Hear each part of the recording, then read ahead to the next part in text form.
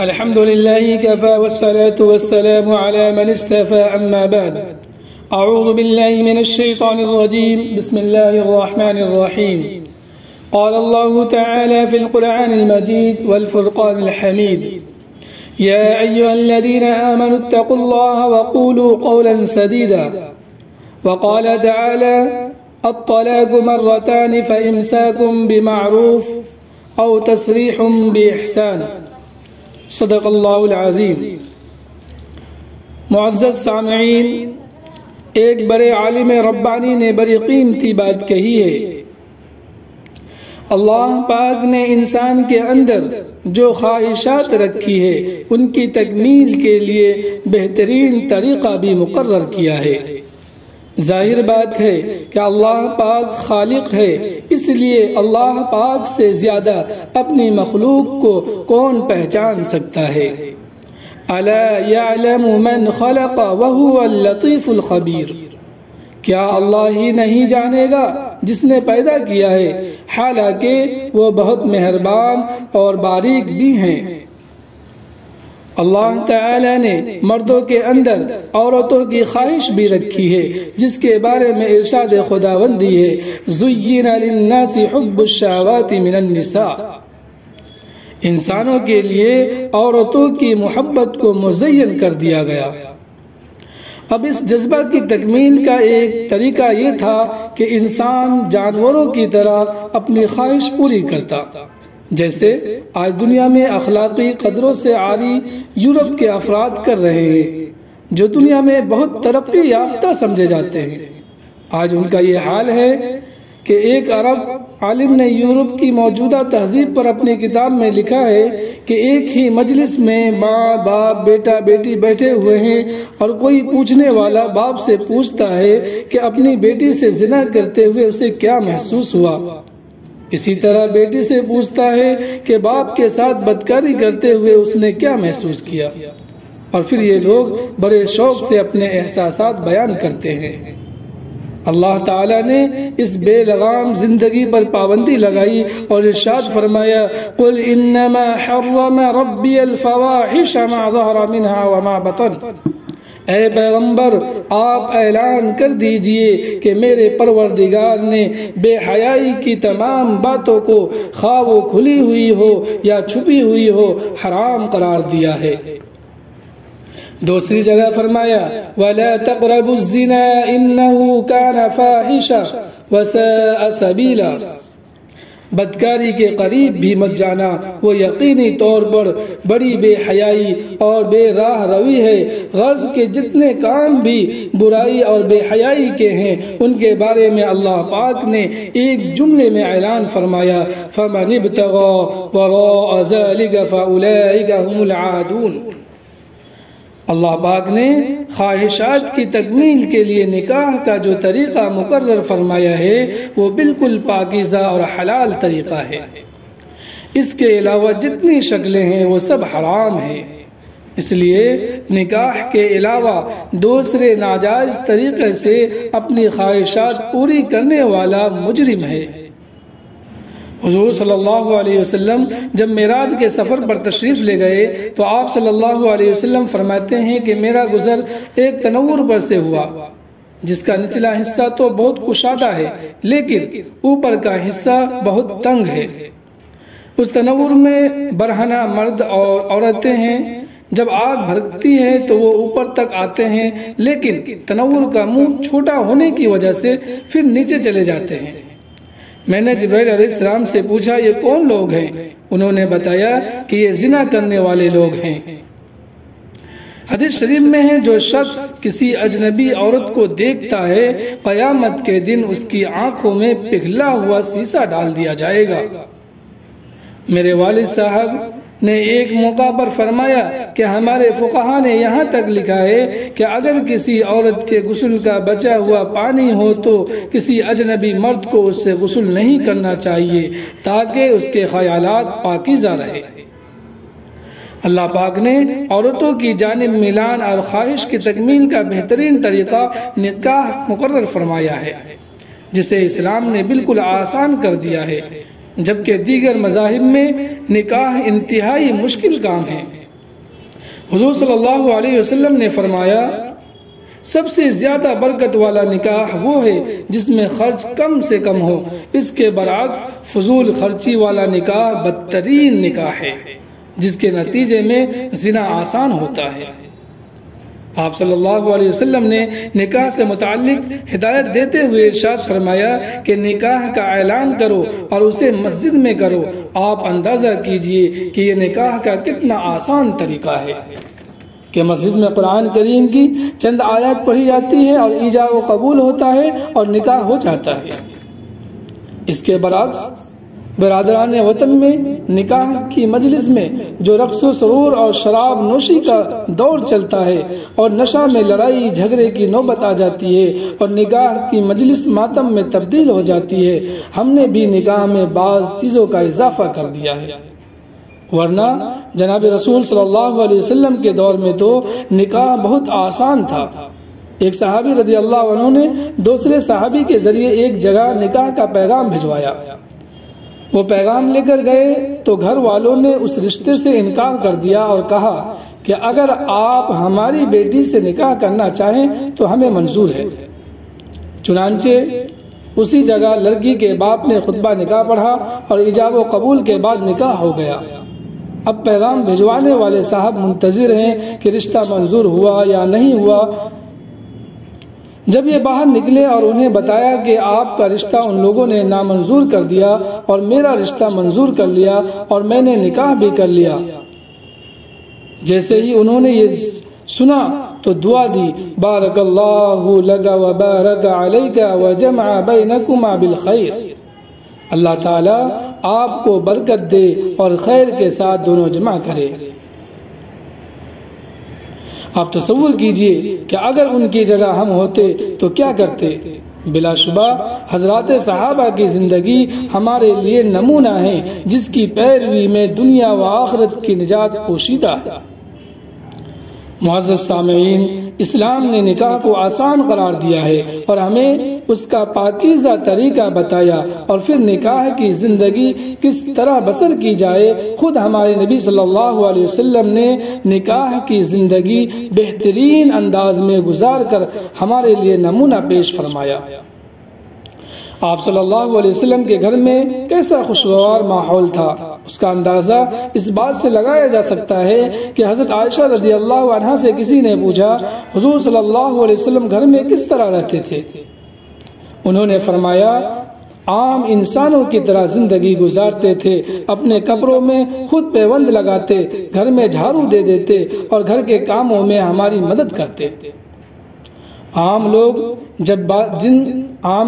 جن باتوں سے خوش ہوتے ہیں آپ صلی اللہ علیہ وسلم بھی ان باتوں سے خوش ہوتے تھے۔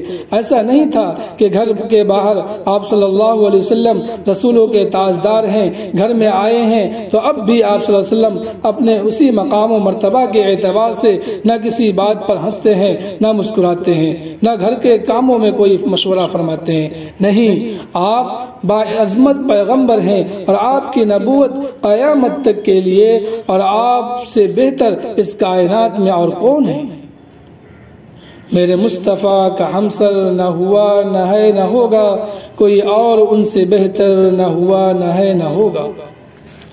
لیکن آپ اپنی تمام تر عظمتوں کے باوجود میں گھر والوں کے ساتھ خوش مزاج تھے اور ان کے ساتھ بھلا سلوک فرماتے تھے، عام انسانوں کی طرح۔ اللہ اکبر! آپ صلی اللہ علیہ وسلم سنجیدہ، بہت سنجیدہ اور خشک مزاج بن کر گھر میں نہیں رہتے تھے، اور جیسا کہ آج کل کچھ لوگوں کی عادت ہے کہ وہ گھر میں جاتے ہیں تو جلالی بن جاتے ہیں۔ ان کو یہ لگتا ہے کہ ہم مرد ہیں، ہم حاکم ہیں، ہم قوام ہیں۔ مردوں کو یہ زیادہ یاد رہتا ہے کہ الرجال قوامون علی النساء۔ گھر میں آتے ہیں تو جلالی بن جاتے ہیں، مسکراتے بھی نہیں۔ یہ مجاز نبوت سے بہت دور ہے۔ حضور صلی اللہ علیہ وسلم ہنستے مسکراتے تھے، محبت بھری زندگی گزارتے تھے۔ حضرت عمر رضی اللہ عنہ بیان کرتے ہیں کہ حضور صلی اللہ علیہ وسلم گھر میں تشریف فرما تھے جب پردے کا حکم نہیں اترا تھا۔ میں گزر رہا تھا اور آپ صلی اللہ علیہ وسلم حضرت عائشہ رضی اللہ عنہا کے ساتھ کھانا تعاون فرما رہے تھے۔ آپ صلی اللہ علیہ وسلم نے مجھے بلایا اور کھانے میں شریک کر لیا۔ میں نے دیکھا کہ حضرت عائشہ رضی اللہ عنہا نے گوشت میں سے جہاں سے کھایا ہے آپ صلی اللہ علیہ وسلم وہاں سے گوشت کاٹ کر کھاتے تھے۔ اللہ اکبر، کیسا حسن سلوک ہے، کیسی خوبصورت زندگی ہے۔ حضرت خدیجہ رضی اللہ عنہا آپ کی سب سے پہلے زوجہ محترمہ ہیں، مکہ مکرمہ میں ہی انتقال کر گئی۔ آپ صلی اللہ علیہ وسلم ہجرت کر کے مدینہ تشریف لے آئے، وہاں بھی آپ صلی اللہ علیہ وسلم حضرت خدیجہ رضی اللہ تعالی عنہما کا بار بار تذکرہ فرماتے تھے۔ غرض کہ ہمیں آپ صلی اللہ علیہ وسلم کی جانب سے ہدایات دی گئیں کہ زندگی کو کیسے خوشگوار بنایا جائے اور نباہ کی شکلیں اختیار کی جائے۔ مرد و عورت انسان ہیں، کبھی ایسا ہو جاتا ہے کہ مزاج نہیں ملتا ہے، نکاح ہو گیا، شوہر اور بیوی کا مزاج ایک دوسرے سے ملتا جلتا نہیں ہے، شوہر عام ہے تو بیوی املی ہے، یا ایسا ہو گیا کہ بیوی بہت تیز مزاج آ گئیں، بد زبان ہے، یا خدا نخواستہ اس میں کوئی بے حیائی کی بات ہے، یا وہ گھر کے انتظامات میں حصہ نہیں لیتی ہے، شوہر کی عزت نہیں کرتی ہے، یا اس کے برعکس شوہر کا مزاج گرم ہے، کوئی بے حیائی کی عادت ہے، بیوی کے حقوق کی عادت نہیں، یا زوجین میں سے کسی کو کوئی ایسی بیماری ہے جس کی وجہ سے وہ اپنے رفیق حیات کا حق زوجیت ادا نہ کر سکے۔ اب ایک صورت تو یہ تھی کہ دونوں اسی حال میں پوری زندگی گزار دیں، جیسا کہ دوسرے بعض مذاہب میں ہے کہ جس سے ایک بار نکاح ہو گیا اب اسی کے ساتھ رہنا ہے، اور دوسری صورت یہ ہے کہ خوش اسلوبی سے اس رشتہ کو ختم کر دیا جائے تاکہ مرد عورت آزاد ہو جائے اور کہیں اور نکاح کر لے۔ ممکن ہے کہ شوہر کو اس سے بہتر بیوی مل جائے اور اس بیوی کو اس سے بہتر شوہر مل جائے جس کے ساتھ نباہ ممکن ہو سکے۔ یہ اسلام کا دیا ہوا قانون طلاق ہے کہ جب آخری درجہ میں نباہ کی کوئی شکل باقی نہ رہے اس وقت نافذ ہوتا ہے۔ وہ افسانہ جسے انجام تک لانا نہ ہو ممکن، اسے ایک خوبصورت موڑ دے کر چھوڑ دینا اچھا ہے۔ اسی کے ساتھ اللہ پاک نے قرآن اور جناب رسول اللہ صلی اللہ علیہ وسلم نے احادیث میں طلاق کا طلاق کا طریقہ بھی بیان فرمایا۔ آج کل یہ مشہور کر دیا گیا ہے، قرآن میں 3 طلاق کا تذکرہ نہیں ہے، جیسا کہ بہت سارے دانشور سمجھے جانے والے افراد موقع بموقع اس کا اظہار کرتے ہیں۔ یہ لوگ دراصل اسلامی احکامات و قوانین کو اپنی عقل کے ترازو پر تولتے ہیں، پھر جو چیز خلاف عقل محسوس ہوتی ہے اسے رد کر دیتے ہیں۔ حضرت مولانا مفتی تقی عثمانی صاحب فرماتے ہیں انسان کو پہلے مرحلے میں یہ حقیقت سمجھ لینا چاہیے کہ جہاں اس کی عقل کی انتہا ہوتی ہے وہاں سے وحی آسمانی کی ابتدا ہوتی ہے۔ اللہ پاک لامحدود علم کا مالک ہے جس کے مقابلے میں انسانوں کے علم کی کوئی حیثیت نہیں۔ حضرت موسیٰ علیہ السلام حضرت خضر علیہ السلام کے ساتھ ایک کشتی میں سوار تھے کہ اسی دوران ایک چڑیا آئی اور اس نے سمندر میں چونچ ڈال کر پانی پیا اور اڑ گئی۔ حضرت خضر علیہ السلام نے حضرت موسیٰ علیہ السلام سے پوچھا کہ بتاؤ اس چڑیا نے سمندر کا کتنا پانی کم کیا؟ حضرت موسیٰ علیہ السلام نے کہا چڑیا نے جتنا پانی پیا ہے اس کو سمندر کے لامحدود پانی سے کوئی نسبت نہیں ہے۔ تب حضرت خضر علیہ السلام نے کہا اے موسیٰ میرا اور تمہارا اور کائنات کے سارے انسانوں کا علم اللہ پاک کے علم کے مقابلے میں اتنا بھی نہیں ہے جتنا اس چڑیا کی چونچ میں آنے والا پانی ہے۔ قرآن میں ہے تم کو بہت تھوڑا علم دیا گیا ہے بعض دانشوروں کا کہنا ہے کہ قرآن میں 3 طلاق کا تذکرہ نہیں ہے، یہ بات غلط ہے۔ سورہ بقرہ میں ہے الطلاق مرتان فامساک بمعروف او تسریح بإحسان۔ طلاق صرف 2 بار ہے، یعنی جب 2 دفعہ طلاق دے دی جائے تو پھر عورتوں کو اچھے طریقے سے اپنے نکاح میں باقی رہنے دے یا بھلائی کے ساتھ چھوڑ دے۔ آگے فرمایا فَإِن طَلَّقَهَا فَلَا تَحِلُّ لَهُ مِن بَعْدُ حَتَّى تَنكِحَ زَوْجًا غَيْرَهُ۔ اگر شوہر 2 طلاقوں کے بعد تیسری طلاق عورت کو دے دے تو اس کے بعد جب تک عورت کسی دوسرے شخص سے نکاح نہ کر لے پہلے شوہر پر حلال نہ ہوگی۔ یہ تیسری طلاق ہے۔ زمانے جاہلیت میں طلاق لامحدود تھی، لوگ بیویوں کو 1000 طلاق دے دیتے تھے اور پھر رجوع کر لیتے تھے۔ یہ ایک ایسا لامتناہی سلسلہ تھا جس میں بیوی کے لیے ضرر تھا۔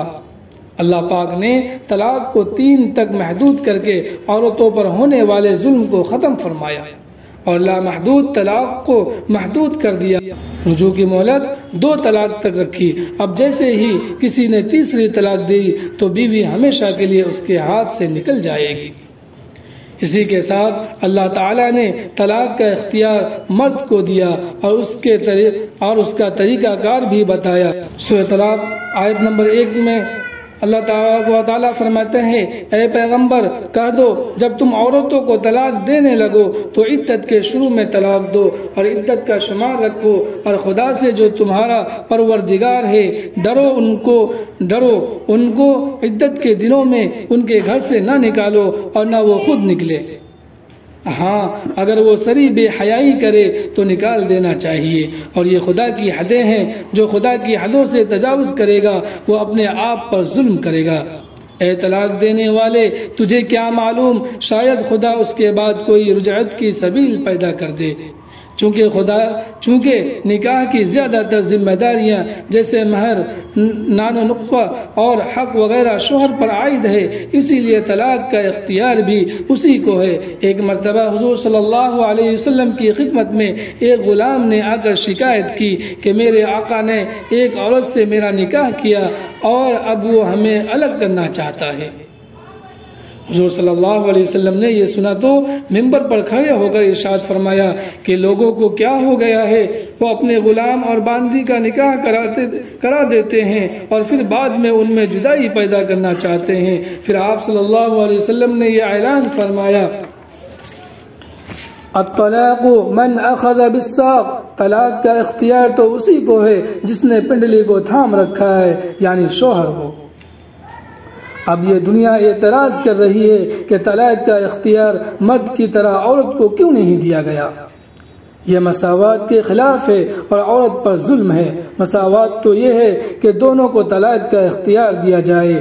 تعجب ہے اس بات پر کہ وہ لوگ بھی اسلامی قانون طلاق پر اعتراض کر رہے ہیں جنہوں نے خود اپنی بیویوں کو برسوں سے لٹکا کر رکھا ہے۔ ہمارے مرشد گرامی حضرت مولانا محمد ولی رحمانی صاحب سے ایک صحافی نے سوال کیا کہ آپ علماء مسلمان عورتوں کو انصاف کیوں نہیں دلاتے؟ آپ نے فرمایا کہ ہم انصاف دلاتے ہیں لیکن آپ لوگوں کو نظر نہیں آتا۔ ویسے اس ملک میں سب سے بڑی ناانصافی اگر کسی کے ساتھ ہو رہی ہے تو وہ ہمارے وزیر اعظم کی بیوی ہے، جسے 40-45 سال پہلے چھوڑ کر وہ فرار ہو چکے ہیں۔ پہلے انہیں انصاف دلانا چاہیے۔ الحمدللہ قانون طلاق کی برکت ہے کہ ہمارے یہاں مرد اپنی بیویوں کو چھوڑ کر نہیں بھاگتے، نہ ہمارے یہاں گیس کا سلنڈر پھٹتا ہے نہ چولہا بھڑکتا ہے۔ حیرت ہے کہ ان حادثات میں ہمیشہ صرف عورتوں کی ہی موت ہوتی ہے۔ دراصل مرد جب عورت سے تنگ آ جاتا ہے اور طلاق کا راستہ بھی اسے نہیں ملتا تو پھر وہ اپنی بیوی کی جان لینے پر آمادہ ہو جاتا ہے۔ بعض مذاہب کے ماننے والوں میں طلاق کا نظام عدالت سے جڑا ہوا ہے، یعنی مرد عدالت کی اجازت کے بغیر اپنی بیوی کو طلاق نہیں دے سکتا۔ میرے والد صاحب فرماتے تھے کہ عدالت سے فیصلہ کروانے کے لیے 3 چیزیں ضروری ہیں۔ نمبر 1 قارون کی دولت، نمبر 2 حضرت نوح علیہ السلام کی عمر، نمبر 3 حضرت ایوب علیہ السلام کا صبر۔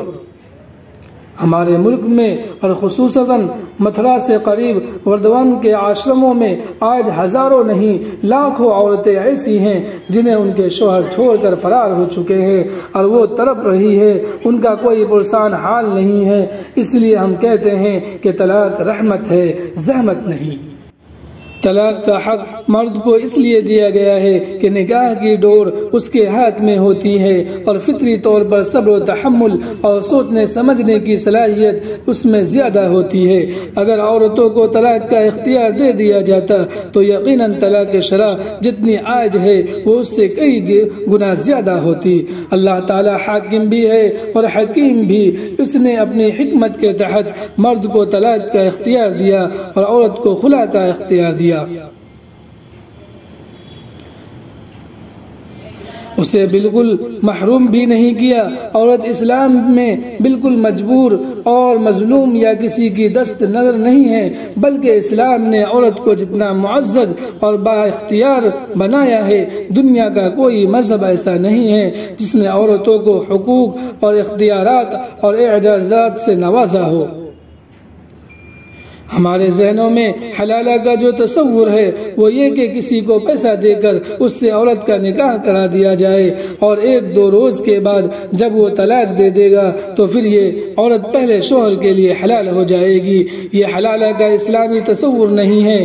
حلالہ کا اسلامی تصور یہ ہے کہ 3 طلاق کے بعد میاں بیوی ایک دوسرے کے لیے حرام ہو جاتے ہیں اور عدت گزرنے کے بعد بیوی کو اختیار ہے کہ وہ جہاں چاہے نکاح کر سکتی ہے، اس نیت کے ساتھ کہ اب میں بقیہ پوری زندگی اسی شوہر کے ساتھ بسر کروں گی۔ پہلے نکاح کے وقت جو نیت اس نے کی تھی، دوسرے نکاح کے وقت بھی وہی نیت وہ کرے گی۔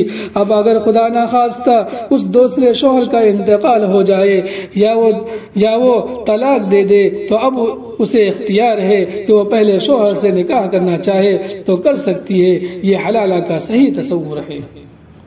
اس کے برعکس جو منصوبہ بند حلالہ کیا جاتا ہے اس کے متعلق جناب رسول اللہ صلی اللہ علیہ وسلم نے ارشاد فرمایا، حلالہ کرنے اور کروانے والے پر اللہ کی لعنت ہو۔ پتہ چلا کہ حلالہ ایک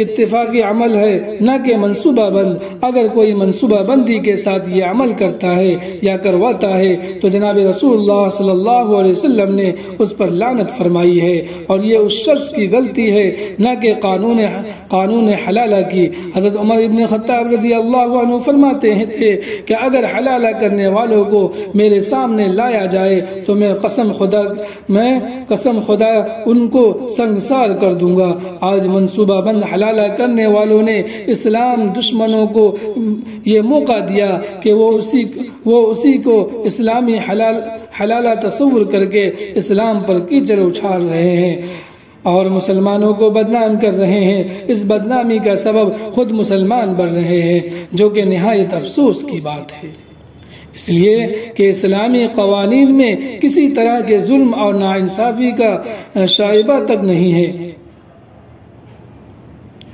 طلاق کے متعلق سے جناب رسول اللہ صلی اللہ علیہ وسلم نے یہ اہم بات ارشاد فرمائی کہ حلال چیزوں میں سب سے زیادہ ناپسندیدہ چیز طلاق ہے، اس لیے اس کا استعمال بہت احتیاط سے کرنا چاہیے۔ ایک مرتبہ حضور صلی اللہ علیہ وسلم تشریف فرماتے کہ آپ کو ایک شخص کے تعلق سے اطلاع دی گئی کہ اس نے ایک ساتھ 3 طلاق دے دی، تو آپ صلی اللہ علیہ وسلم غصے میں کھڑے ہو گئے اور فرمایا، کیا میرے جیتے جی اللہ تعالی کی کتاب سے کھلواڑ کیا جائے گا اور اس کے دین کا مذاق اڑایا جائے گا؟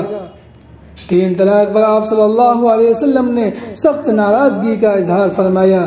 آج ہمارے نوجوان معمولی باتوں پر 3 طلاق دے دیتے ہیں اور پھر علماء کے پاس آ کر کہتے ہیں کہ کوئی راستہ بتا دیجئے۔ یہ بات سمجھنا چاہیے کہ علماء شریعت بتاتے ہیں، بناتے نہیں۔ 3 طلاق دینے کی یہ سزا ہوتی ہے کہ اب بیوی شوہر کے لیے بالکل حرام ہو جاتی ہے۔ عورت کو بھی ایسے شخص کے ساتھ نہیں رہنا چاہیے جس نے اسے 3 طلاق دے دیا ہو۔ 3 طلاق کے بعد رجوع کی مہلت نہ ملنا بیوی کے لیے ایسے جذباتی، عجلت پسند اور غصے والے شوہر سے نجات کا ذریعہ ہے۔ اس لیے شوہر کو ہمیشہ 3 طلاق سے گریز کرنا چاہیے اور جب ضرورت ہو تو 1 طلاق دینا چاہیے۔ جب عدت گزر جائے گی تو نکاح ختم ہو جائے گا، اور اگر یہ دونوں چاہیں تو نئے سرے سے نکاح کر سکتے ہیں۔ اس میں سہولت اور عافیت ہے۔ بعض نوجوان سمجھتے ہیں کہ ایجاب و قبول 3 مرتبہ کروایا گیا تھا، اس لیے لفظ طلاق بھی 3 مرتبہ بولنا ضروری ہے۔ یہ جہالت اور ناواقفیت کی بات ہے۔ اس لیے نکاح سے قبل ازدواجی زندگی کے اصول و ضوابط معلوم کر لینی چاہیے، اور اگر باضابطہ اس کا تربیتی کورس جاری کر دیا جائے اور علماء کرام رہبری کرے اور نکاح کی زندگی اور طلاق سے متعلق ہدایات دیں تو شرح طلاق میں مزید کمی واقع ہو سکتی ہے۔ ضرورت اس بات کی ہے کہ ہم اپنے معاشرے میں نکاح اور طلاق کے صحیح اسلامی تصور کو عام کرے اور شریعت اسلامی کی ہدایت پر عمل کرے۔ اللہ پاک ہمیں نیک عمل کی توفیق عطا فرمائے، آمین یا رب العالمین، وآخر دعوانا الحمد للہ رب العالمین۔